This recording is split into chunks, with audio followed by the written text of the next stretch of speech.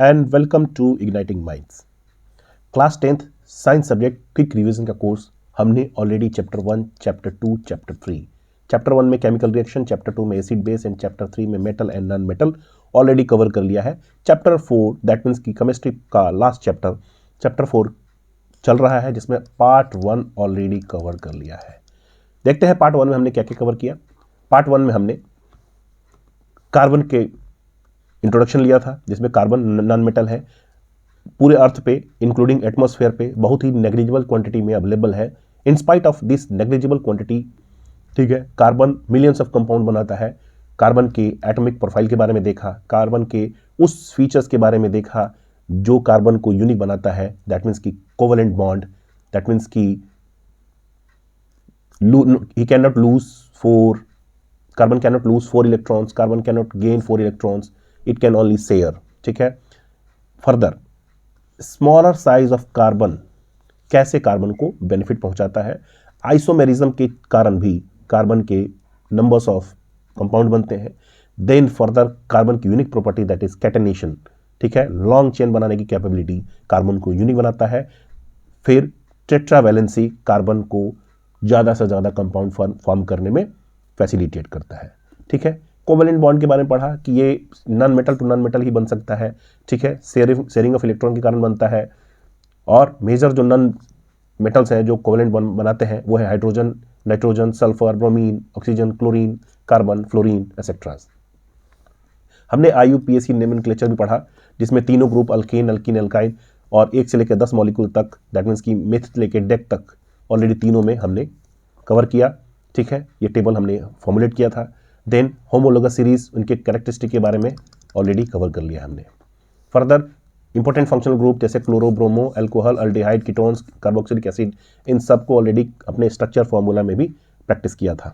ठीक है, जैसे हेलो में देखिए हमने chloro butane, bromo propane, methanol, ethanol, then propanol, ethanol, propanone, butanone, propanoic acid, butanoic acid, इन सबको ऑलरेडी कवर किया।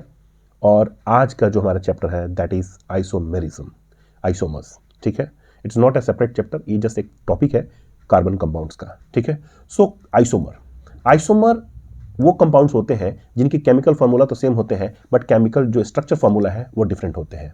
यहाँ देखिए आप ब्यूटेन का आपको 2 अलग अलग स्ट्रक्चर नजर आ रहे होंगे। पहले में 4 कार्बन लीनियर फॉर्म में अवेलेबल है, दूसरे में 3 कार्बन लीनियर में, जो चौथा है वो ब्रांच में है। सो सेम फार्मूला C4H10, दोनों का C4H10 फार्मूला है, बट क्या है, स्ट्रक्चर अलग अलग है। So this is called isomerism, और ये आइसोमर्स है। ठीक है, आइसोमर्स को अलग अलग नाम से बुलाते हैं, जैसे इसको हम एन ब्यूटेन कह सकते हैं, इसको आइसोब्यूटेन कह सकते हैं। इस तरह हम नियो भी यूज करते हैं। सो नोमेनक्लेचर में हम एन, आइसो, नियो इन शब्द का यूज करते हैं। ठीक है, आइसोमर्स सिर्फ सिंगल कोवेलेंट बॉन्ड अल्केन में ही हो सकते हैं। ठीक है, alkane single bond, alkyne double bond, alkyne triple bond.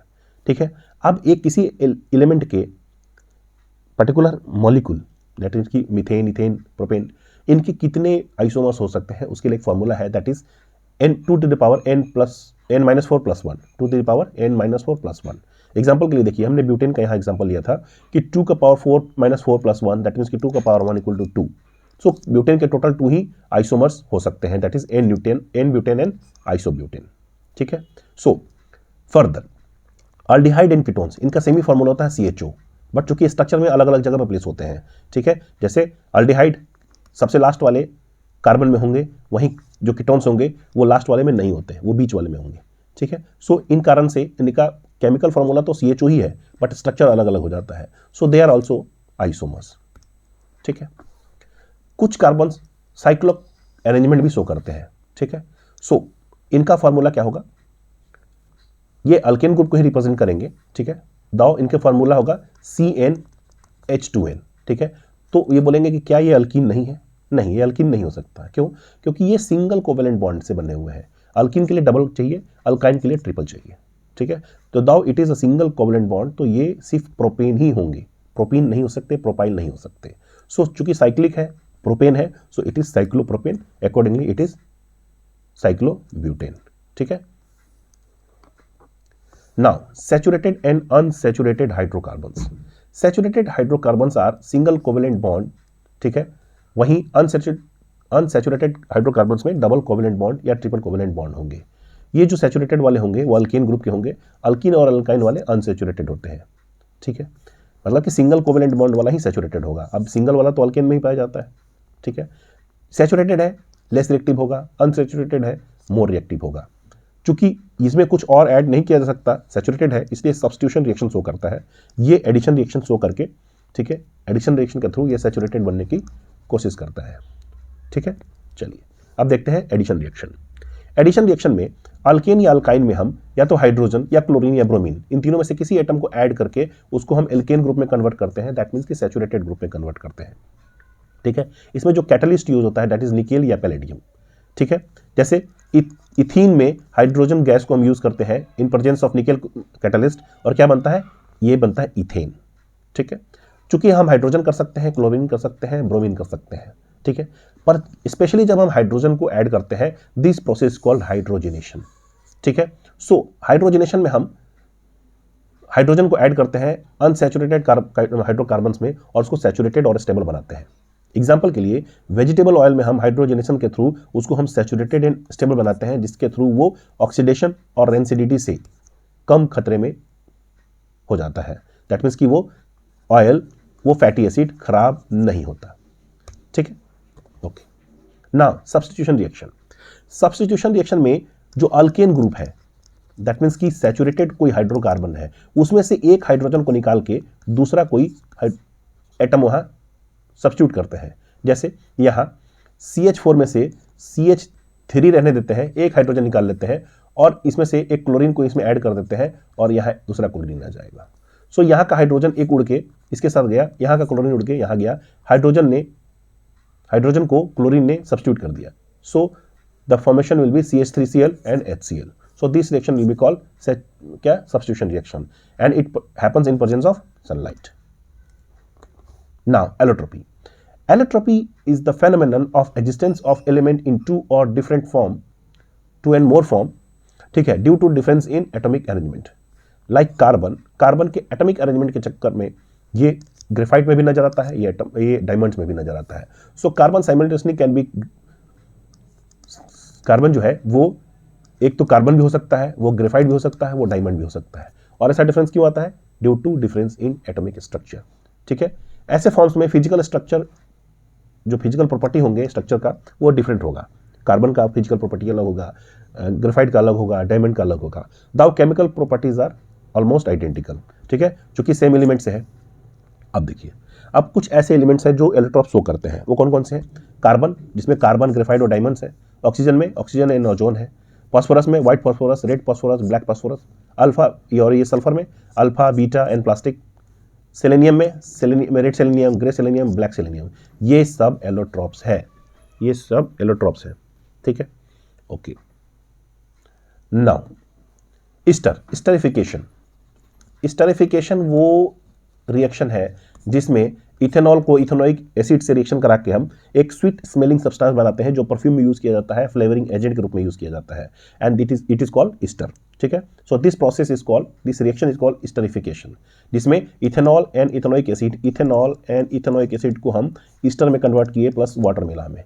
So this reaction is called esterification, ठीक है। इसमें ईस्टर का क्या फॉर्मूला हुआ, CH3COOH2 plus CH3, that means की C3H7COOH, ठीक है। सो हमें क्या मिला, स्टरिफिकेशन। जब स्टरिफिकेशन से वापस इथेनॉल हम वापस प्राप्त करेंगे, अपोजिट रिएक्शन कराएंगे, ठीक है, वो रिएक्शन कहेगा सैपोनिफिकेशन, ठीक है। So ester reacted with the base, ठीक है, and we will get ethanol plus 1 ethanoic, ठीक है। सो यहाँ हमने ईस्टर को NaOH से हमने क्या किया, रिएक्शन कराया, हमें इथेनॉल मिला प्लस सोडियम इथेनोइक मिला, which is a kind of soap, ठीक है। So this reaction will be called as saponification, which will be opposite to the esterification. Now soaps are sodium salt and having long chain fatty acids, ठीक है। इसमें 17 से 30 carbon देखने को मिलते हैं, ठीक है। और अब ये क्लीनिंग कैसे करते हैं, तो आप इस स्ट्रक्चर को देखिए, ये ऐसे स्ट्रक्चर होते हैं सोप के, ठीक है। सोप में ये जो हेड होता है that is made of sodium, और इसके जो फैटी एसिड्स होते हैं वो होते हैं क्या, वो टेल्स होते हैं। अब ये जो होता है ये बेचारा हाइड्रोफोबिक होता है, ये हाइड्रोफिलिक होता है, इसको पानी से प्यार है, इसको पानी से डर है। तो ये क्या करेगा, ये डट में, ये जो टेल है अपने आप को डट में डाल देगा और ये हेड कहाँ रहेगा, यहाँ, ठीक है, ओके। तो जब ये पानी से वॉश आउट करोगे तो ये हेड इस डट को लेके बाहर आ जाएगा, ठीक है। जैसे देखिए ये आपका हेड है made of sodium which is hydrophilic और ये टेल है हाइड्रोफोबिक। ये ऑयल है, तो ये जितने भी हेड्स हैं वो बाहर है और जितने भी टेल्स हैं वो डट के अंदर चले गए हैं, ठीक है। जब भी आप उसको वॉश आउट करोगे तो ये पूरे डट को लेके बाहर चला जाएगा, ठीक है। So this is how a soap work, ठीक। Now why does soap do not work in hard water. तो इससे पहले हमें हार्ड वाटर को जानना पड़ेगा कि हार्ड वाटर सॉफ्ट वाटर से कैसे अलग है। सो जब सॉफ्ट वाटर में आप कैल्शियम या मैग्नीशियम सॉल्ट को मिला देंगे वो हार्ड वाटर बनेगा, कैल्शियम एंड मैग्नीशियम सॉल्ट को मिला देंगे तो हार्ड वाटर बनेगा, ठीक है। तो हार्ड वाटर में क्या होगा कि जैसे ही आप सॉफ्ट सोप को डालेंगे तो उसके साथ उनके जो भी सॉल्ट है, मैग्नीशियम सॉल्ट या कैल्शियम सॉल्ट, उसके साथ रिएक्ट करके क्या बनाएगा, एक इनसोल्यूबल प्रेसिपिटेट बनाएगा। जैसे दूध फट जाता है उसी टाइप का उस पानी में जैसे ही आप सोप मिलाएंगे तो इनसोल्यूबल प्रेसिपिटेट सॉल्ट के साथ रिएक्ट करेगा जो फोम नहीं बनने देगा, और फोम नहीं बनेगा तो वो क्लीन भी नहीं करेगा। सो सोप जो है हार्ड वाटर में इसी कारण से काम नहीं करता। अब सोप क्या होता है, सोडियम सॉल्ट का लॉन्ग फैटी एसिड होता है, बट जो डिटर्जेंट होता है, डिटर्जेंट वो सोडियम या पोटेशियम सॉल्ट का सल्फोनिक एसिड होता है, ठीक है, जो प्रेसिपिटेट नहीं करता वाटर के साथ, हार्ड वाटर के सॉल्ट के साथ प्रेसिपिटेट नहीं करता, फोम जनरेट करता है, तो वो क्लीनिंग का काम हार्ड वाटर में भी कर सकता है। तो जो डिटर्जेंट है वो सॉफ्ट में भी काम करता है और हार्ड वाटर में भी काम करता है। रीज़न क्या है, सॉफ्ट वाटर प्रेसिपिटेट कर देता है, इनसोल्यूबल प्रेसिपिटेट बनाता है with the salts of hard water, वहीं डिटर्जेंट नहीं बनाता है। सो सॉफ्ट वाटर इसी कारण से वहाँ जो सोप है हार्ड वाटर में फोम क्रिएट नहीं करता, जबकि डिटर्जेंट करता है। इसी कारण से सोप क्लीनिंग नहीं करता, पर डिटर्जेंट हार्ड वाटर में भी क्लीन कर सकता है। So this was all about today's class, ठीक है।